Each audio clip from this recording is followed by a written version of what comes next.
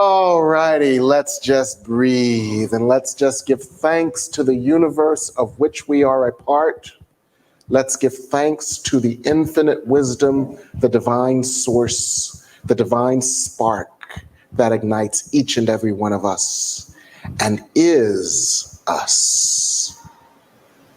Let us give thanks for this opportunity to once again remember and recognize ourselves as part of the great source and the great force. That force and that source lives within us and expresses as us. And as we come together, we celebrate that source and that force and its power and its grace and its glory to recreate what has been miscreated in error. So let's breathe that in. And the good news is that as we come together with the specific intention to recreate in truth what has been miscreated in error, to release the error that covers the truth so that we can outpicture only the good that God intends. As we come together to celebrate this, we have a lot of help. We have the help of the divine that we unleash in acknowledgement. We have the help of the divine that is always around us. We have the help of the divine that is within us. We have the help of the grand plan. And that's what I want to talk about today. God has a plan, and we are all a part of that plan. That plan is for the salvation and the liberation of the world. That plan begins with each and every one of us as we are liberated from the limiting thoughts that we have had about ourselves that have created limiting experiences that are not the will of God. That plan is for us to remember and recognize the glory of God within us and see that glory of God all around us in our neighbors. As the masks they wear fall away, and as the masks we wear fall away, as the wounds that have covered the heart fall away, as the light of God permeates and opens our hearts anew. That is the plan, and you are all a part of it. And that is my church, because something probably has happened. And so I'm going to turn it off.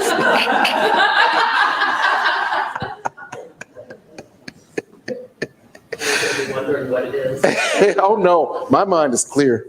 They're grown. All right. We are part of God's great and grand and glorious plan. And to paraphrase the words of Marianne Williamson, made worldwide famous by Nelson Mandela, we were born to make manifest the glory of God that is within us. It is not just in some of us, it is in everyone.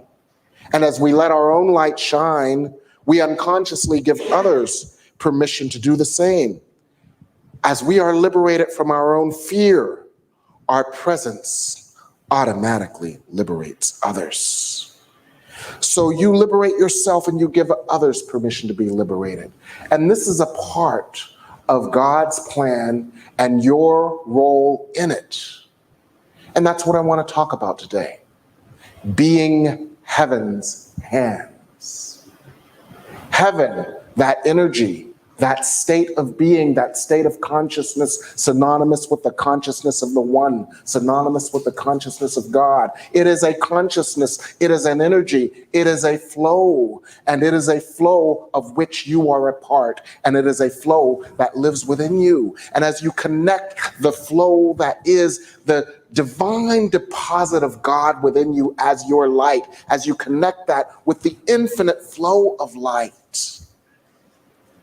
and when those two are in agreement, You are a channel for light. You are a channel for healing. You are a channel for love. You are a channel for grace. And God needs you as a conduit that its light might be revealed on the earth. For as you reveal the light of God, that is the intrinsic essence of you, that light is revealed on the earth, that others might see and remember and recognize themselves as an aspect of that light. Amen? Amen. So, you are heaven's hands, whether you know it or not. But when you embrace that divine assignment, you can be heaven's hands more easily, more effortlessly, more joyfully, and more effectively. And that is your function, and that is your role as the beloved of God. Why you? Why you say? Why me? Why me? They have Joel Osteen. They don't need me. They have Iyanla Vanzant. They don't need me. No.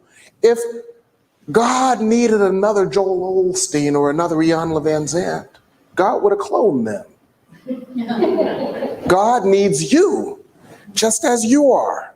You are here for this purpose too. It's not just some of us, it's all of us. And God needs you just as you are. Your background, your experiences, and your light, for your light amplifies the great light. What everyone needs is the blessed assurance of knowing that they are in the presence of unconditional love. For that blessed assurance liberates them. And when you stand in that presence, and when you practice that presence, you illuminate that presence, and they are reminded of that presence. I think I made that point, so I don't need to belabor it anymore, but I just want to use a couple of references here. A Course in Miracles, lesson 154 says, I am among the ministers of God. And that is not just some, that is all. Say that again. A Course in Miracles, lesson 154 says, I am among the ministers of God. And this is what they say about it, if I can read without my readers. Whatever your appointed role may be, it was selected by the voice for God, whose function is to speak for you as well.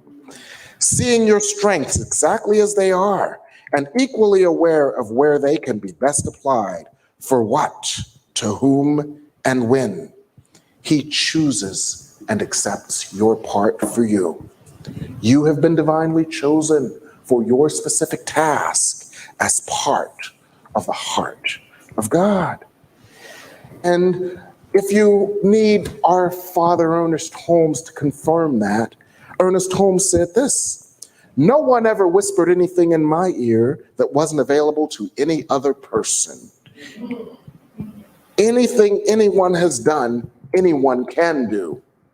Now, if you need Jesus as a reference for this, Jesus said, these things I do, ye shall do greater things. So it doesn't take a special wizard to be heaven's hands. It takes you.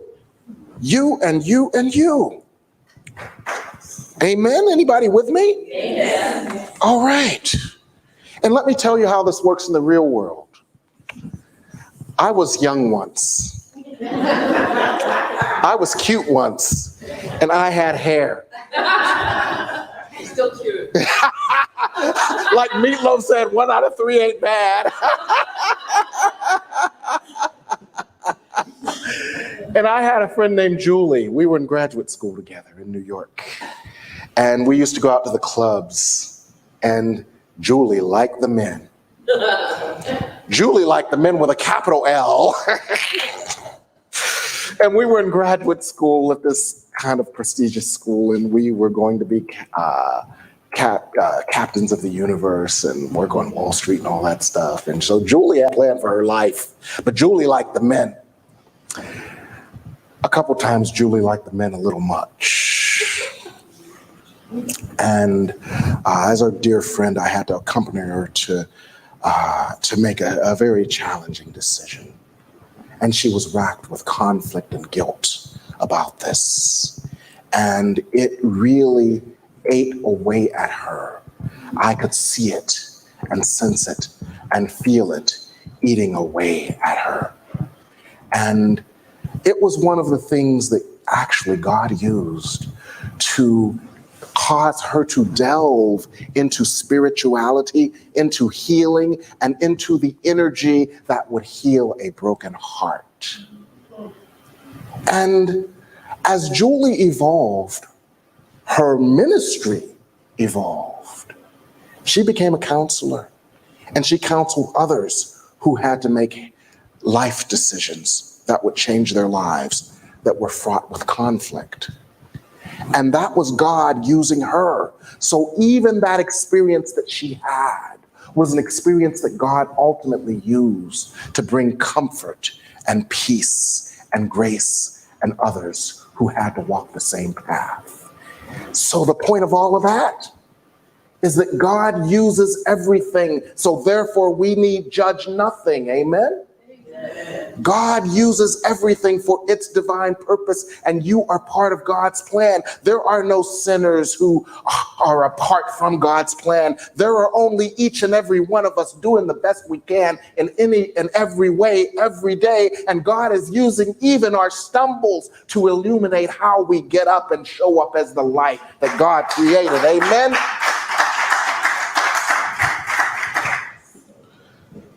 So how can we be heaven's hands?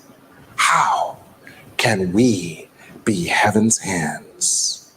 And I asked Spirit about this, and I got 3 points. Number 1, think with God's thoughts. Number 2, see with God's eyes. And number 3, speak God's truths. So I'm going to repeat them because in my church, we have quite a few scribes. They like to write everything down, which is so cool. So number 1, think with God's thoughts. Number 2, see with God's eyes. And number 3, speak God's truth. What do I mean when I say think with God's thoughts?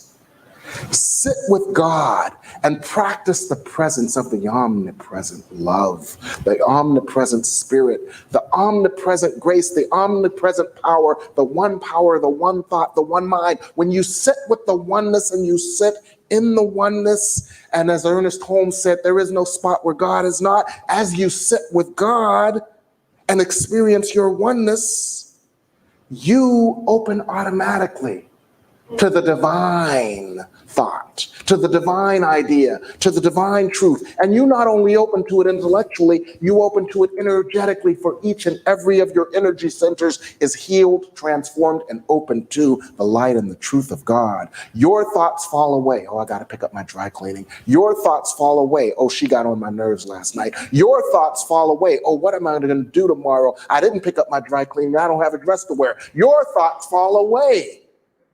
And only the thoughts of God remain.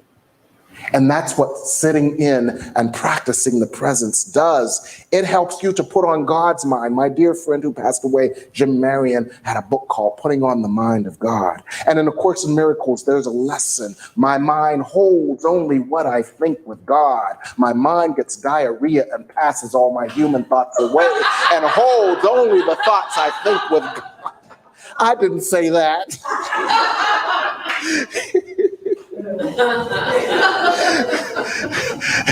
Spirit said, it's getting too heavy in here. We got to lighten it up. My mind holds only what I think with God. Think God's thoughts. For as you continually practice the presence of God, all your thoughts will become drowned out. All your thoughts will become dissolved. All your thoughts become inconsequential because the thoughts of God will dominate your mind. And when you think the thoughts of God, you see with the vision of God. And there's a correlation between these two, because what you think is what you see. What you think is what you see. What you think is what you see. If you want to see a different world, think a different world. If you want to see a different experience, think a different experience. If you don't want to see a different outcome, think a different outcome. And let me tell you how this works in the real world. When you think with the thoughts of God, you will see with the vision of God. And I have a friend, Christina, right? And so Christina had this old ratty bathrobe. And with this old ratty bathrobe, she, we were doing a lesson in the Course in Miracles that everything was a tool that God used. And she was like, what about my old ratty bathrobe? What about my old ratty bathrobe? What about my old ratty bathrobe? It doesn't mean anything except that I put it on when I go to the bathroom to brush my teeth in the morning. It's just an old ratty bathrobe. It doesn't mean anything. Until Christina had a fire in her kitchen downstairs and needed to tie that old ratty bathrobe to the post of her bed to get out the window. In that moment, she thought the thought of God, and she saw what that bathrobe was for, because she couldn't figure out why she was still keeping that old ratty bathrobe. God had a plan for that old ratty bathrobe. God had a plan for that old ratty bathrobe as a confirmation of God's support for her. And so when she thought of it differently, she saw it differently. She no longer saw it as the old ratty bathrobe. She saw it as the thing that was going to get her out of her house when her kitchen was on fire downstairs and there was smoke coming up her bed, coming up her stairwell. Amen? Amen. So when you think differently about any and everything, you will see it differently. When you think differently about your neighbor as the beloved of God, you will not see the conflicts, the hassles, their dog pooping on your lawn. You will see them as the beloved of God. This is a heavy talk. We got to lighten it up.